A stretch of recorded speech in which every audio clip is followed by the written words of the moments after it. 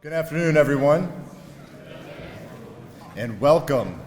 My name is Chris Moses. I am the Director of the Department of Human Resources. I'd like to welcome you today to the 2024 Veterans Appreciation Luncheon. We have a great program lined up for you today. I want to start out by thanking the National Veterans Museum and Memorial, Donato's Pizza, the organizers of this great event, especially my staff, and Assistant Director and our Marine, Zane Jones. Speaking of Marines, let's start off, thank you. Let's start off with a roll call. How many Marines do we have in the house? Okay, that was pretty good. How about the Army? All right, a little better. How about the Navy? I don't know. How about the Air Force? Okay. What about the Coast Guard? Ooh, I'm not sure about that one. How about any Space Force? No, we're not there yet? Okay. Anyone currently serving in the National Guard or a reserve component? Thank you. And do you mind sharing, I know you got a mouthful, where'd you do your AT this year? So far this year, I went twice to Hawaii, went to Serbia once, and twice to Austria. Great, awesome. Let's give you guys a round of applause. Thank you. And before I move on, do we have any spouses or family of veterans here? All right, we got some. Great, thank you. So today, we honor you, our veterans, for answering the call to service. To those who served, who are currently serving, I and the City of Columbus are forever grateful for your sacrifice. And of course, let us not forget those who made the ultimate sacrifice for our nation. And to your families, those who raised you, loved you, and supported you, and those who came from you, we acknowledge their sacrifices and we thank them for supporting our nation's warriors. I'm also grateful you chose the City of Columbus to continue your career. Your work here at the city is more than just any job. It's public service for the City of Columbus. In Lincoln's Gettysburg Address, he notes that a government of the people, by the people, and for the people shall not perish from the earth. So no matter how big or small your role may be at the city, every time you step into the office or put on a uniform, or hit the street, or however you clock in for the day, your work serves a higher purpose. Thank you for your service to this country and your ongoing service to this city. Now it is my pleasure to introduce Haley Gherkin, and may you all rise for the national anthem.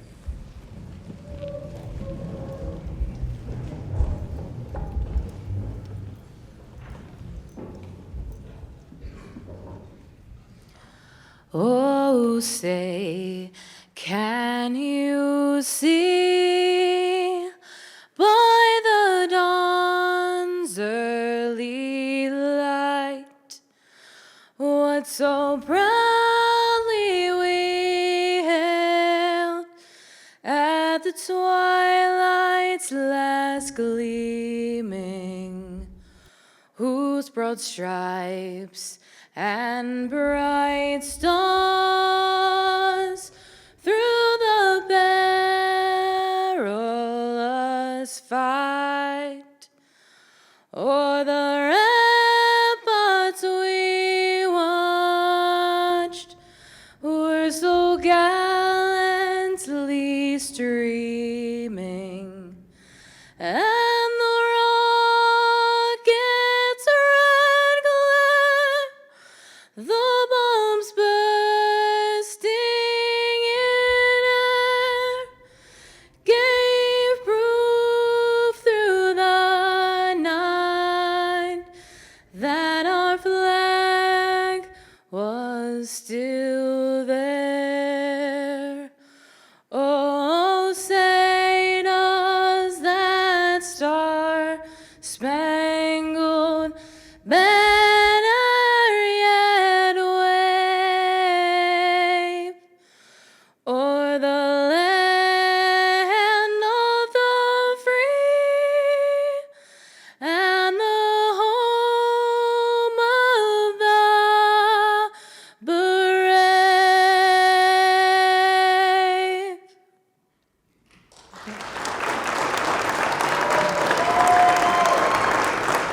Thank you. I'd now like to introduce Tom Kraus from Donato's. I think Haley probably deserves another round of applause for that. Especially for those who've heard me sing before. You realize that was probably a better decision. My name's Tom Kraus. For those who I haven't met, I'm actually the recently retired CEO of Donato's Pizza just a couple of weeks ago, hence the beard. This is one of my favorite days of the year because it gives me and Donato's a chance to thank you. Thank you for your service to the country. Thank you for your service to the community. It's really service that inspires and unites us all during difficult times and during great times. So I want to thank you. My father served in World War II. He was in the Navy, since we didn't have a whole lot of Navy folks, so he served in the Navy. The only thing I have ever served is pizza. But hopefully you enjoyed the pizza. Was the pizza good? Good. And I'm glad that you enjoyed it. And on Saturday, if you come into our dining room, we're going to serve you a free lunch. So please come enjoy Donato's on us. So I want to thank you all for having us. Thank you for having me. I'm truly honored to be here. And I want to introduce from the National Veterans Memorial Museum, Marie Zahn. Thank you.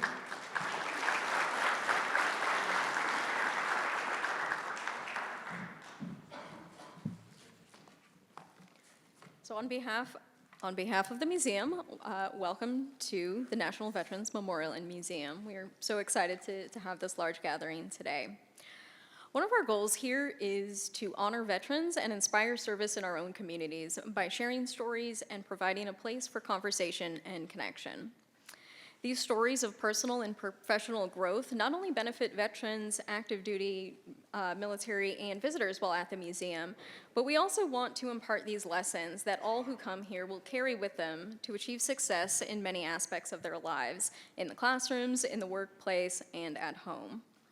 This museum aims to guide visitors to learn from both our differences and our shared experiences.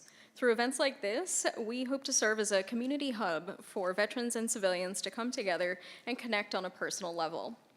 We want to provide an environment that empowers all to openly express their stories and challenges. I am the spouse of a U.S. Marine Corps veteran, and I'm going to tell you a little of our story.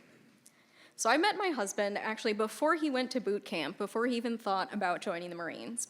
I knew him for years before he started service. My first year of grad school lined up with him going to boot camp, both of us far away from where we grew up. I remember going with his parents and his brothers for graduation. Then we went back home for a week in that short time between boot camp and combat training, and that's when we ended up engaged, 7 years after we first met. Then I was back to school, he was off for more training, and then he was sent out to California for a year. We were planning our wedding around the Marine Corps schedule. He needed a holiday weekend to be able to get those precious 4 days off so that he could go out of bounds and fly from California to Massachusetts. And I remember picking him up from the airport going, I'm so glad you were able to get on that plane because for a while there we didn't know if he'd be able to make it home. But we adapt. We're used to stories like that. We got home, got married, and then the next day he was back to California. For the first 5 years of our marriage, we would always joke that we spent more time in different countries than we did living in the same house. But meanwhile, I saw what an incredible person that he was growing into. He became a leader, he set good examples, and he always did the right thing, going that extra mile, not only in his military career, but in his personal life as well. He is not here, so that's why I'm saying nice things about him, because we do not want it to go to his head. He was making conversations with anyone. I remember him as a shy teenager, and I'd be the one to say, oh, hi, we're here for a table for two. Oh, let me introduce you to my spouse. And through the Marine Corps, I just saw him really grow into this outgoing person. He was so polite. He was so engaging with everyone he encountered. And we found this community. We found a family within his fellow Marines, and we saw what they would go through for each other. They would do anything back then and still today. I remember my husband coming home from deployment. Our whole family, the same ones who were there at boot camp graduation, met him at the airport on Christmas Eve. We had the bright neon sign, pretty much the same color as my jacket, that we had held up on the same day as the motivational run ahead of the graduation. He did not know we were going to be there, and we were the bunch of jokers standing in the rain with this giant neon sign that just said, "Hi." That was the same sign that we used when he came home from deployment. And then a year later, he was home for good. We got to finally take our honeymoon, again, planning around the Marine Corps schedule, on our 5th anniversary. And we went to Egypt, which for me, I have a background in archaeology. This was a dream vacation. He was indulging me. But on the 15-hour trip over, he looks at me and goes, "You know, this is the second time I've ended up in Africa instead of going somewhere nice like the Caribbean or the Mediterranean," because he had just gotten home from a very long time in Africa. But he still says he prefers the Egyptian desert over that year of being in 29 Palms. So at this point, my Marine went from active duty life to being a veteran. And watching him and our friends navigate what that means is not a unique story. Some of them went to college, some of them jumped right into a career, and some of them were a little bit aimless after having so much of their life planned and scheduled for them, unsure of what they were going to do moving forwards. But something I'm always proud to notice is the camaraderie. It doesn't matter your age, when you served, what branch, although of course with the Marine Corps and the Navy, you have a little jokes here and there. But when a veteran sees a fellow vet, that camaraderie is always there. Sometimes it will result in a whole conversation.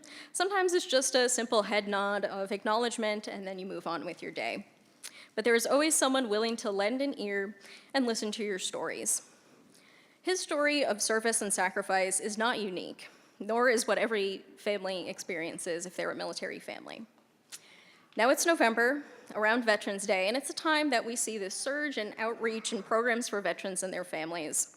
But here, among our community, we want you to know that you are supported every day of the year. Through this museum, we hope that all who enter, veterans and civilians, are encouraged to share their stories, make connections, and see that they are not alone. Thank you.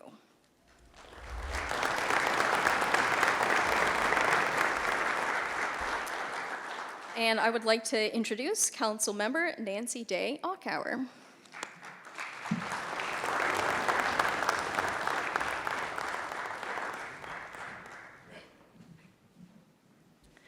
Good afternoon. It's an honor to be here today to honor you. I thank you for your service to our city and, equally important, your service to our nation.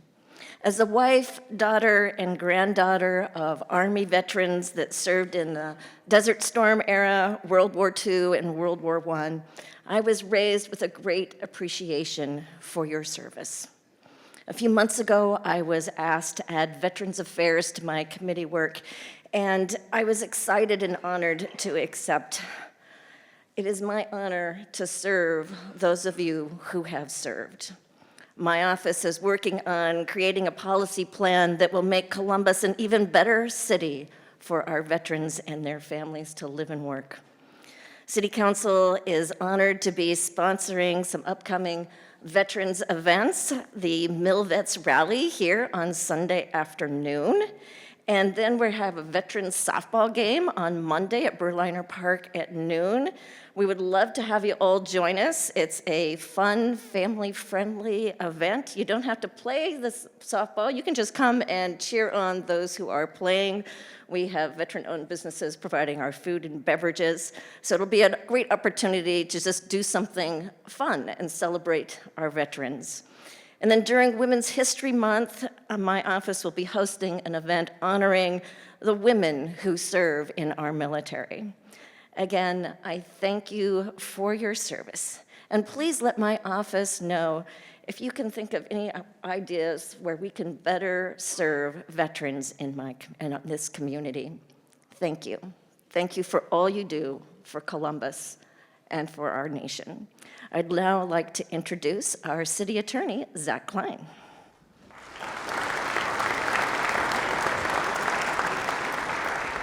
Good afternoon, friends. How you doing? It's great to be here at another one of these wonderful celebratory lunches for the men and women that served the city of Columbus, but first donned the uniform and served our country. And thank you, Tom and Donato's, for being a partner with us and supplying the food for all these great men and women. I come from a family that had service members.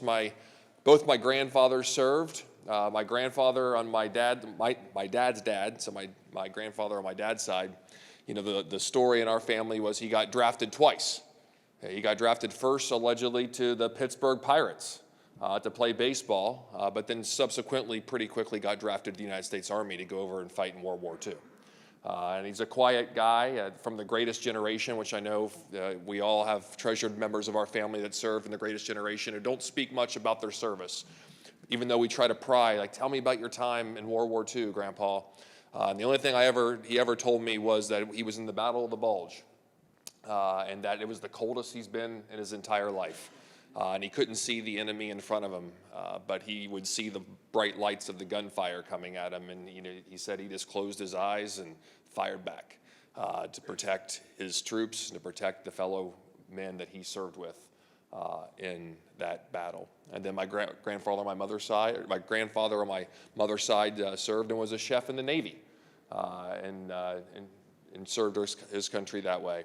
I did not serve like you did, to serve our country in uniform, but I am grateful that we serve the city of Columbus together, and we are all public servants. And thank you so much for the sacrifice that you've made when you put on your uniform in the branches of our armed services, but also when you wear the city of Columbus hat, uniform, going out and serving our residents. I appreciate everything that you all do, and I'm grateful for your service. You have demonstrated a life of sacrifice and honor, both to our country and to our city, and I'm grateful for it. And if there's anything I can ever do in my office to support you and your families, I want you to know that I have your back every step of the way. So it's my time and honor to introduce our mayor of this great city, Mayor Andrew Ginther.